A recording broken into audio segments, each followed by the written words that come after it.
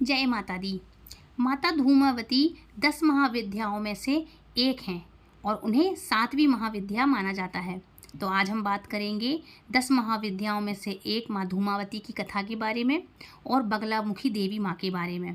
तो दोनों कथाएं आपको सुनाऊंगी, तो साथ में हमारे बने रहें। और यदि चैनल पर नए आए हैं तो चैनल को सब्सक्राइब कर लें ताकि सारी कथाएं आप हमारे चैनल से जुड़ी हुई आप सुन सकें और सबसे पहले नोटिफिकेशन आप तक आए, इसलिए बेल आइकन को भी ऑल पे प्रेस करें।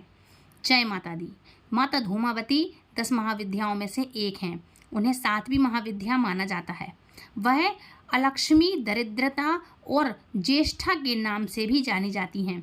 धार्मिक मान्यताओं के अनुसार धूमावती माता पार्वती का विधवा स्वरूप हैं और उनका आवाहन उनका वाहन कौवा करता है। धूमावती जयंती ज्येष्ठ मास के शुक्ल पक्ष की अष्टमी तिथि को मनाई जाती है। माँ की उत्पत्ति कैसे हुई? तो देखो, पौराणिक कथाओं के अनुसार जब माता सती अपने पिता द्वारा भगवान शिव के अपमान को सहन नहीं कर पाई थी और अग्निकुंड में प्रवेश करके सती हो गई थी, तो उनके अस्तित्व के रूप में सिर्फ धुआं ही बचा था। इसीलिए उन्हें धूमा कहा जाता है, मतलब धूमावती कहा गया है। इसके कारण उनका ये नाम पड़ा। इस रूप में माता रानी के मुख पर बेचैनी, व्याकुलता, दरिद्रता और संशय, तड़प, थकान इत्यादि प्रदर्शित होती है। माता धूमावती का स्वरूप कैसा है? देखो, माँ धूमावती का स्वरूप भयंकर और रौद्र माना जाता है। वह विधवा स्त्री के रूप में जानी जाती हैं। उनके बाल बिखरे हुए हैं और उनके हाथ में सूप है, मतलब सूपा जिसको बोलते हैं। कौवा उनका वाहन माना जाता है। माँ कौवे की सवारी करती हैं। धार्मिक मान्यताओं के अनुसार माँ की पूजा करने से पापियों और शत्रुओं का नाश होता है। इनकी जयंती के बारे में थोड़ा सा आपको ज्ञान देती हूँ। तो धूमावती जयंती ज्येष्ठ मास के शुक्ल पक्ष की अष्टमी तिथि को मनाई जाती है। इस दिन भक्त माता धूमावती की पूजा आराधना करते हैं और उनसे आशीर्वाद प्राप्त करते हैं। मान्यता तो ये भी है कि माँ की पूजा करने से दरिद्रता, रोग, दुर्भाग्य दूर होते हैं। सुहागन महिलाओं को माँ की पूजा करने से मनाही की जाती है क्योंकि वह विधवा रूप में है माँ। तो मैंने आपको सबसे पहले पहले दिन मैंने आपको इस वीडियो के बारे में चर्चा करी थी कि आपको मैं बताऊंगी कि वो कौन सी माँ है कि जिसको सुहागन औरतों को इनकी पूजा नहीं करना चाहिए। तो आज वो दिन आ गया है। तो आपको बता दूं कि मैंने इन्हीं माता के बारे में आपसे थोड़ी सी चर्चा की थी कि माँ धूमावती की पूजा जो सुहागन औरतें हैं वो नहीं करती हैं। इनकी पूजा हमेशा जेंट्स करते हैं, जो साधक हैं वो करते हैं, तांत्रिक हैं वो करते हैं, क्योंकि ये 10 महाविद्याएं आलंदी शक्ति, इनके स्वरूप अलग हैं, है ना। इसलिए इनकी पूजाएं औरतें तो नहीं करती, खास करके ना, क्योंकि इनका स्वरूप ही कुछ अलग है ना। धूमावती माता की पूजा विधवा से की जाती, मतलब जो विधवा औरतें हैं वो कर सकती हैं तप साधना, लेकिन सुहागन औरतें नहीं करती। इस दिन भक्त उपासना करते हैं, उपवास करते हैं और माँ को विशेष रूप से कचौरी, समोसे और भजिए का प्रसाद चढ़ाते हैं। धूमावती माता की पूजा से शत्रुओं पर विजय प्राप्त होती है और जीवन में सुख समृद्धि आती है। आप चाहें तो माँ के लिए आप अपने मन मुताबिक मौसमी फल हैं, जो भी आप मीठा चढ़ाना चाहते हैं नैवेद्य में, वो भी आप चढ़ा सकते हैं, ठीक है। औरतें इनकी पूजा इसलिए नहीं करती क्योंकि हमारा रूप होता है सुहागन का। सभी माँओं के लिए आपने देखा होगा कि हम पूजा करते हैं लंबे अच्छे घर भर की, लंबी सुहाग की, है ना। और इन माता का स्वरूप विधवा का है, इसलिए इनकी पूजा नहीं करनी चाहिए सुहागन औरतों को, है ना। अब बात करेंगे, ये तो थी धूमावती माँ की कथा, कहानी, हर चीज़ थोड़ी थोड़ी सी मैंने आपको संक्षेप में बताई है। इसके बाद मैं आपको संपूर्ण जानकारी माँ बगलामुखी के रूप में भी जो माँ हैं, आज का इनका दिन है तो मैं इनकी भी आपके लिए जानकारी दूंगी, ठीक है। 10 महाविद्याओं में से 7वीं महाविद्या कहलाती हैं माँ धूमावती, ठीक है। ये इसलिए इनको बोलते हैं कि इनके स्वामी तो है नहीं, लेकिन सभी माँ के स्वामी एक ही हैं। सभी माँ के अलग नाम है लेकिन स्वामी एक ही हैं, शिव और शक्ति। स्वयं इनकी धूमावती महाशक्ति स्वयं नियंत्रिका हैं। ऋग्वेद में रात्रि सूतक में इन्हें सूत्रा कहा गया है, मतलब सूतक, सूत्र अर्थात यह सुखपूर्वक तारने योग्य हैं। सृष्टि कला की देवी होने के कारण इन्हें कल्पप्रिय भी कहा जाता है। देवी का मुख अस्त्र और सूप जिसमें यह समस्त विश्व को समेटकर महाप्रलय कर देने की क्षमता रखती हैं। इन्हें अभाव और संकट को दूर करने वाली महाविद्या माना गया है। महाविद्या धूमावती की साधना करने से पहले कुछ जरूरी बातों को आपको जान लेना चाहिए कि जैसे कि पहले तो मैंने बताया सुहागन औरतें नहीं करती इनकी पूजा, और जो भी महिलाएं गुप्त नवरात्रि के व्रत कर रही हैं उन्हें आज के दिन इनका केवल मन से ही ध्यान करना चाहिए, है ना। मन से ही क्षमा प्रार्थना कर लेनी चाहिए और अपने घर में सुख शांति की कामना करनी चाहिए। इनकी पूजा गोधूली बेला में करने से बहुत ही जल्द मनोकामनाएं आपकी पूरी होती हैं। गोधूली बेला का मुहूर्त वैसे तो कल निकल चुका है, कोई मतलब नहीं है, इसलिए मैंने कल इनकी कथा नहीं डाली है और इसका अलग से मैंने विशेष कुछ बताया नहीं था कि ये समय है, क्योंकि समय इसका कुछ खास है नहीं। जैसा कि मैंने बताया इनकी पूजा घर में नहीं होती है, इसलिए मैंने इनका समय नहीं बताया। लेकिन फिर भी अगर कोई करता है तो आपकी इन्फॉर्मेशन को बता दूं कि इनका समय जो होता है गोधूली बेला में शाम के समय 7:09 से लेकर के 7:30 बजे की इनकी ये अवधि होती कि इस समय इनकी आप पूजा कर लें। महाविद्या धूमावती के प्रकट की 2 कथाएं हैं। जैसा कि मैंने आपको बताया है कि जिस सती ने जब अपना यज्ञ में अपना देह संस्कार कर लिया था, धुआं बचा था, इसके निमित्त इनका जन्म हुआ, इसलिए हमेशा उदास रहती हैं माँ, है ना। तो ये इनकी स्वरूप की देवी सती की कथा है जो कुछ बचा ही नहीं था। और दूसरी कथा ये भी आती है कि एक बार देवी पार्वती को बहुत तेज भूख लगी थी। कुछ नहीं मिलने पर उन्होंने भगवान शिव को ही भोजन की मांग की। भगवान शिव ने कुछ समय के लिए उनसे इंतजार करने के लिए कहा, परंतु माता पार्वती को भूख और तेज बढ़ गई और अंत में भूख से व्याकुल होकर माता ने भगवान शिव को ही निगल लिया। भगवान शिव को निगलने के पश्चात माता की देह से धुआं निकलने लगा, तब माता की भूख शांत हुई। इसके बाद भगवान शिव अपनी माया के द्वारा पेट से बाहर तो आ गए और माँ से कहने लगे कि धूम से व्याप्त देह होने के कारण आपके स्वरूप का नाम धूमावती होगा। यह भी कहा साथ में कि भगवान शिव ने कि उनसे अनुरोध किया कि मुझे बाहर निकालने का, मैंने मतलब भगवान शिव ने अनुरोध किया माँ से कि मुझे बाहर निकालो। तब उन्होंने उगलकर उन्हें बाहर तो निकाल दिया और निकलने के बाद भगवान शिव ने उनको श्राप भी दिया कि आज और अभी से तुम विधवा रूप में रहोगी। यह भी कहा जाता है कि जैसे ही देवी पार्वती भगवान शिव को निगल लेती हैं उनका स्वरूप एक विधवा जैसा हो जाता है। इसके अलावा भगवान शिव के गले में मौजूद विष के असर से देवी पार्वती का पूरा शरीर धुआं जैसा हो गया था, क्योंकि भगवान शिव के कंठ में क्या है, विष है, और माँ ने उनको ही निगल लिया तो उनका शरीर से धुएं की आकृति हो गई, धुआं बचा, धुआं निकलने लगा, धधकने लगी माँ अंदर, उनकी पूरी काया श्रृंगार विहीन हो गई। तब भगवान शिव ने अपनी माया से देवी पार्वती को कहा कि आप मुझे निगलने के कारण अब विधवा हो गई हैं, जिस कारण से आपका एक नाम धूमावती भी होगा।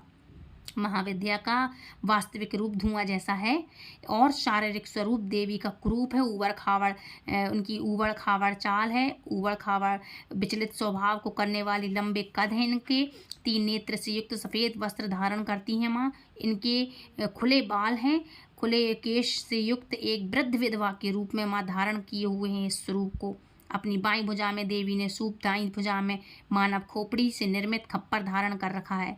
कहीं वे आशीर्वाद भी प्रदान कर रही हैं और देवी का स्वभाव अत्यंत विशिष्ट और देवी सदा अतृप्त, भूखी प्यासी रहती हैं।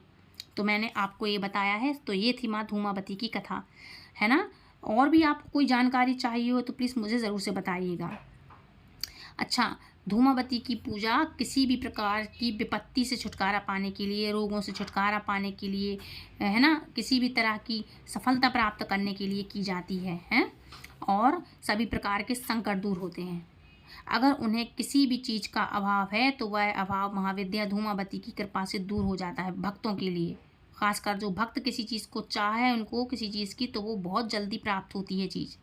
महाविद्या धूमावती की साधना करने के बाद बची हुई सभी जो भी आप पूजन सामग्री इस्तेमाल करेंगे वो तो बहते जल में डाल दें, नदी के किनारे डालें, मतलब बहते हुए जल में प्रवाहित कर दें। कुछ ना मिले तो कहीं साफ़ सुथरी जगह पर आप गड्ढा डाल के इनकी चीज़ों को प्रवाहित कर दें, ठीक है। प्रसाद जो आप चढ़ाएंगे वो गाय को खिला दें। तो इस तरह से छोटी सी ये जानकारी है। आई होप आज की कथा आपको पसंद आई होगी, है ना। अब बात करेंगे माँ बगलामुखी देवी की कथा के बारे में संपूर्ण जानकारी, जो कि आज इनका दिन भी है। तो इनकी कथा और हर चीज़ मैं आपको अभी सुनाऊंगी, क्योंकि इनका आज मैं आपके लिए पंचांग भी सुनाने वाली हूँ। ठीक है, तो पंचांग तो इनका आज का ही है। तो आज अष्टमी तिथि है और आज दिनांक है 3 जुलाई, गुरुवार की अष्टमी तिथि आज दोपहर 2:06 तक रहने वाली है। बाद में नवमी तिथि प्रारंभ हो जाएगी। आज सूर्योदय होगा सुबह 5:59 से, मतलब 39 पर, और सूर्यास्त होगा 7:12 पर। ब्रह्म मुहूर्त रहेगा 4:13 से लेकर के 5:01 तक। अमृतकाल का समय रहेगा 7:09 से लेकर 8:56 तक। और अभिजीत मुहूर्त रहने वाला है 12 बजे से लेकर के 4 बजे तक, और 12 से 4 बजे तक, और 12:57 तक रहेगा राहु काल, और 1:30 बजे से लेकर के 3 बजे तक रहेगा और राहु काल, है ना। और आज परिघ योग भी शाम को 6:36 तक रहने वाला है। बाद में शिव योग भी प्रारंभ हो जाएगा। आज अष्टमी तिथि के दिन माँ महागौरी और महाविद्या बगलामुखी की पूजा की जाती है। तो सुनते हैं कथाएं। तो 10 महाविद्याओं की पूजा की जाती है, और इन 10 महाविद्याओं में 8वीं माँ बगलामुखी गुप्त नवरात्रि के 8वें दिन पूजी जाती हैं। इनकी पूजा का नियम, माँ बगलामुखी को पीताम्बरा भी कहा जाता है। माँ बगलामुखी के पीले आभा है, और इसलिए इनकी पूजा पीले, हर चीज़ की पीली चीज़ों से होती है। पीले रंग का विशेष महत्व होता है आज के दिन इनकी पूजा में। इसलिए माँ को स्तंभन शक्ति की देवी भी माना जाता है। शास्त्रों में वर्णन मिलता है कि सौराष्ट्र में आए महा तूफान को शांत करने के लिए भगवान विष्णु ने माँ बगलामुखी की तपस्या की थी। भगवान विष्णु के द्वारा की गई तपस्या के फलस्वरूप माँ बगलामुखी का प्राकट्य हुआ था। विशेष रूप से शत्रु और विरोधियों को परास्त करने या मुकदमे में जीत हासिल करने के लिए माँ बगलामुखी की उपासना की जाती है। माँ की पूजा करने में कुछ सावधानियाँ भी रखनी चाहिए, जैसे कि महाविद्या माँ की पूजा तांत्रिक पूजा से ही होती है, इसलिए बिना किसी गुरु निर्देश के अनुसार आप इनकी पूजा नहीं करना चाहिए। आपको कोई बहुत ही साधक है जिसके ऊपर आशीर्वाद है गुरु का, तभी इनकी पूजा करें। कभी भी माँ बगलामुखी की पूजा किसी के नाश के लिए आपको नहीं करनी चाहिए, वरना उल्टा इसका असर पड़ता है, नाश आप ही का हो जाएगा। किसी को नुकसान पहुँचाने के लिए, हम्स पहुँचाने के लिए इनकी पूजा आराधना नहीं करनी चाहिए। माँ की पूजा में हमेशा पीले आसन, पीले वस्त्र, पीले फल, पीले नैवेद्य का प्रयोग करना चाहिए। यहाँ तक कि जाप करने की माला भी आपको पीली हल्दी की जो गांठें आती हैं उससे आपको 108 बार की, जो जैसे हमारे मोती होते हैं ना किसी भी माला की, उसी तरह 108 माला जो हम बनाएंगे मोती के स्वरूप, 108 पीली गांठों की माला बनाएंगे, उससे आप इनका जाप करेंगे। इनका आज के दिन पीले रंग का ही महत्व होता है। पीले रंग से ही माँ की उपासना होती है, हर चीज़ पीली होती है। और माँ बगलामुखी के मंत्र का जाप करने के लिए हमेशा हल्दी की माला का प्रयोग करना चाहिए, जो कि पीली है। हमेशा सायंकाल या मध्य रात्रि में ही इनकी पूजा होती है। अगर आप अपने शत्रु और विरोधियों को शांत करना चाहते हैं तो माँ बगलामुखी के जन्मोत्सव और गुप्त नवरात्रि की पूजा आप जरूर से करिए, जो कि महा बगलामुखी महागुप्त महाविद्या हैं। इनकी साधना करने के लिए स्नान करने के बाद शुद्ध पीले वस्त्र धारण करें। अब अपने घर में किसी एकांत या पूजा कक्ष में पूर्व दिशा की ओर मुख करके आपको बैठ जाना चाहिए, और बैठने के लिए हमेशा आप पीली और ऊने रंग की आसन जो है ऊन वाली पीले कलर की आसन का ही प्रयोग करें। आपने सामने लकड़ी रखी, लकड़ी की चौकी रखी है, उसके ऊपर गंगा जल छिड़क करके उसे शुद्ध कर लें, और चौकी पर पीले रंग का वस्त्र बिछाकर उस पर एक प्लेट रखें। प्लेट में हल्दी से षटकोण बनाएं, इसके ऊपर सिद्धि प्राण प्रतिष्ठा करें आप, और बगलामुखी यंत्र की स्थापना करें। इसके बाद बगलामुखी यंत्र के समक्ष में गाय के घी का दीपक जलाएं, और बगलामुखी यंत्र के पूजा करने के बाद बगलामुखी कवच का पाठ जरूर से करें। माँ की साधना 11 दिन तक की जाती है, और इनकी साधना करते समय साधक को पूरी श्रद्धा और आस्था के साथ सभी नियमों का पालन जरूर से करना चाहिए। पूजा करने के बाद हवन करें, और माँ की हवन से पीली सरसों, हल्दी, पीली पुष्प, गाय का शुद्ध पीला घी, इन सबको सामग्रियों को मिला करके हवन कुंड में आपको आहुति देना ज़रूरी होता है। तो इस तरह से आप हवन पूरा करके बाद में अपने घर के मंदिर में माँ की यंत्र की स्थापना कर दें, या फिर अपने यंत्र को, छोटा सा होता है बिल्कुल जर्रा सा है, लाएँ अगर तो उसको अपने गले में भी तावीज़ के रूप में धारण कर सकते हैं।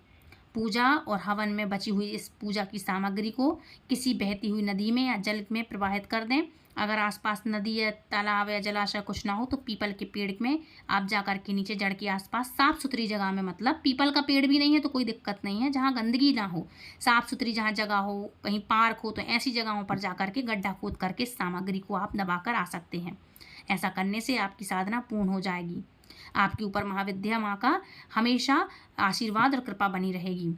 साधना करने से मनुष्य के जीवन की सभी समस्याएं दूर हो जाती हैं। धन प्राप्ति के नए नए अवसर मिलते हैं, नए नए स्रोत खुलते हैं और इनकी साधना करने से साधक शत्रुओं को भी परास्त करता है और साधक के शत्रु समाप्त होते हैं, मतलब शांत हो जाते हैं।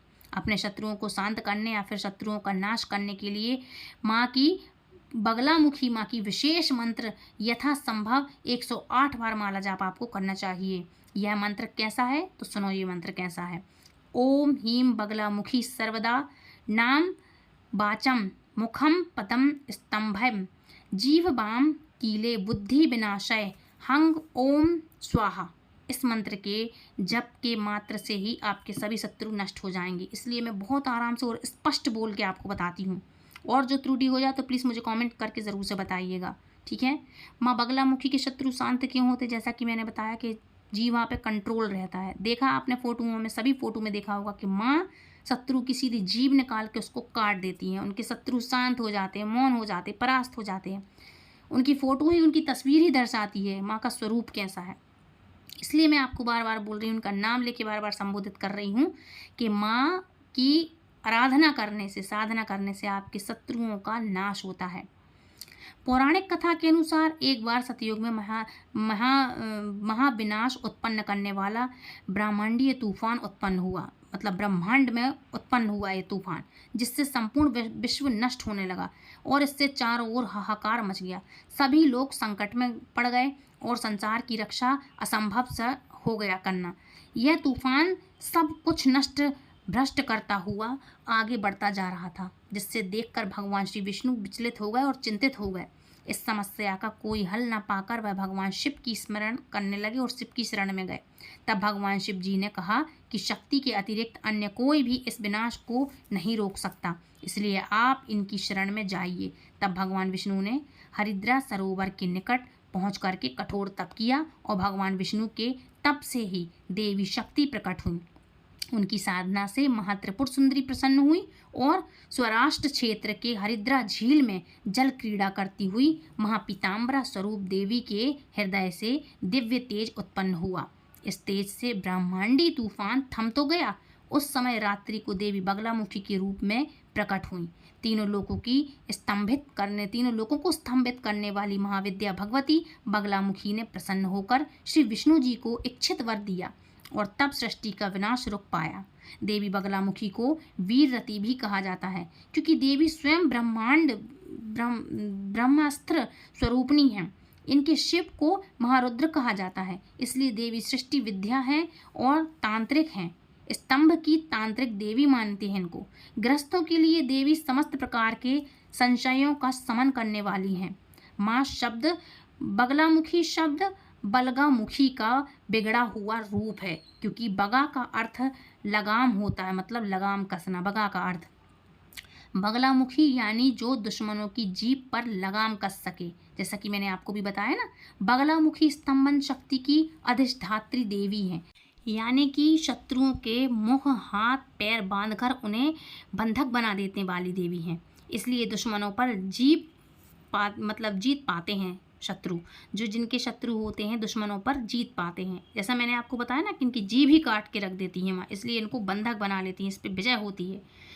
इनकी पूजा इसलिए की जाती है। तो यह थी महाविद्या बगलामुखी की आराधना साधना कथा।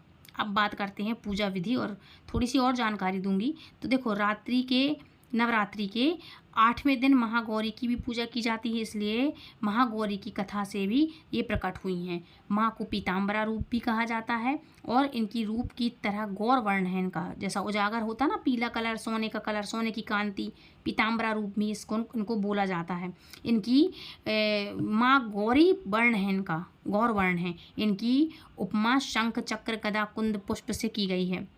अष्टभेद गौरी यानी इनकी आयु 8 साल की मानी गई है। इनके सभी आभूषण और वस्त्र सफ़ेद होते हैं, इसलिए श्वेतांबर धरा भी इनको कहते हैं। माँ की 4 भुजाएं हैं। इनका वाहन वृषभ है, इसलिए इन्हें वृषारूढ़ा भी कहा जाता है। माँ की ऊपर वाली दाहिनी भुजा अभय मुद्रा है और नीचे वाली भुजा में त्रिशूल धारण करती हैं माँ। ऊपर वाली बाईं भुजा में डमरू है और नीचे वाली भुजा में वरमुद्रा धारण करती हैं माँ। माँ की मुद्रा पूरी तरह से शांत है और पति रूप में भगवान शिव को प्राप्त करने के लिए माँ महागौरी कठिन तपस्या करती हैं। इस वजह से इनका शरीर काला पड़ गया और लेकिन तपस्या से प्रसन्न होकर भगवान शिव ने देवी के शरीर को गंगा जल से पवित्र जल से धोया और माँ की कांतिमय माँ हो गई। इनका रूप गौर वर्ण का हो गया, इसलिए यह महागौरी कहलाईं। पौराणिक कथा के अनुसार शुंभ निशुंभ का मां ने दैत्यों का संहार किया और इनको तपोवन से प्रभावित करके परमेश्वरी ब्रह्मा जी ने उन भाइयों को यह वरदान दिया था कि इस जगत में किसी भी पुरुष से तुम्हारी मृत्यु नहीं होगी सिवाय मेरे, जो कि पार्वती का ही स्वरूप हैं। तो फ्रेंड्स, आप तो सभी लोग जानते हैं कि माँ पार्वती के ही सारे मूलभूत स्वरूप हैं, है ना। और माँ की जगदम्बा की ही इतनी उत्पत्ति हुई कि एक के बाद एक स्वरूप निकले हैं। उन्हीं के अंतर्मन से, उन्हीं की आत्मा से सब उत्पन्न हुई हैं माता 10 महाविद्याएँ और ये 9 स्वरूप अलग, है ना। और इन्हीं की सारी अधिष्ठात्री देवी हैं। तो आप सब लोग को पता ही होगा महागौरी के सभी रूप हैं। तो फ्रेंड्स, ये थी आज की कथा। आई होप आज का वीडियो आपको पसंद आया होगा। यदि आपको हमारी वीडियो पसंद आ रही हैं, कथाएं पसंद आ रही हैं, तो प्लीज़ हमारे चैनल को सब्सक्राइब करके दूसरों को भी इन कथाओं को दूसरों को शेयर किया करो। और पहली बार यदि जुड़े हो तो चैनल को सब्सक्राइब करके बेल आइकन कॉल पे प्रेस करो, ताकि हर एक वीडियो आने वाली सबसे पहले आप तक पहुँचे, सब नोटिफिकेशन सबसे पहले पहुँचे। तो आपको जब भी समय हो आप खोल करके चैनल पे आप कथाएं सुन सकते हो, पढ़ सकते हो, दूसरों को सुना सकते हो। इसलिए मैंने बोला कि जब भी आप चैनल सब्सक्राइब करो ना, तो बेल आइकन को ऑल पे प्रेस करा करो। और यदि आपको कथाएं पसंद आई हैं इतने दिन की, और अगर आप हमें दक्षिणा मुताबिक कुछ देना चाहते हैं, तो नीचे सुपर थैंक्स का बटन अवेलेबल है। दक्षिणा दे सकते हैं आप, कथा सुनाने के उपलक्ष्य में हमें अपने मन मुताबिक दक्षिणा प्रदान कर सकते हैं। तो मिलती हूँ नेक्स्ट वीडियो में। जय माता दी, राधे राधे, हरे कृष्णा, हरि बोल।